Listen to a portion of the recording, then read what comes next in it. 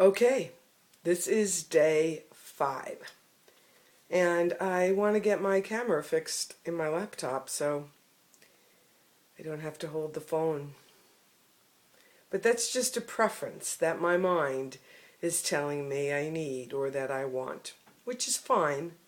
But this morning I'm just very sensitive to my thinking. My meditation this morning was super deep. And I really, I don't know what the hell is going on. It was so super deep, and I came out of it, and I fell right back into it. So it was kind of like quasi-sleep and quasi-meditation at that point, because I was still sitting upright. Yeah, this has just been a really wild week.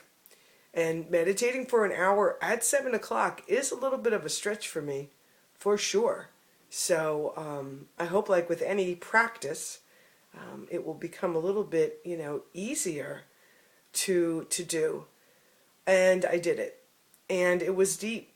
And I felt peace and calm in a really lovely way. Yesterday was a much better day. And last night was yet, another great blessing, right? Because I have these incredible friends here in Alaska. And they're just remarkable. They're just remarkable people. And so last night I was with Terry and Mary Kay, who wanted to hear all about my weekend. And it was just magnificent, right? Because they're both very aware and active in their consciousness kind of people. Always on their own creative edge, always seeking to be and become their best selves. And so it was a very engaging conversation, and Terry, because of his background and the different things he's done and the different people he's worked with, was, right on it and understood this whole thing about thoughts and the nervous system not wired to like new things. And he was talking about epigenetics, which is really kind of fascinating. And so the point is that, I've talked to a few people about my experience, and lo and behold, I'm not alone. And others are engaging in this topic of confusion and mental chaos and the thoughts and the thinker. So I really am so looking forward to doing my radio show today. I have a radio show, a rock and roll radio show that I do, but I talk about my life and life in the show, and so I'm really looking forward to getting the vibration going in my body with the music's help. And I really am looking forward to doing some more writing. Quite honestly, I haven't written since Wednesday, and a lot of stuff is backing up. So I feel like, okay, I've got to really reorganize my morning, and I have to reorganize my night. But I need to reorganize my morning so that I'm getting these practices done, because an hour for meditation, that's a long time.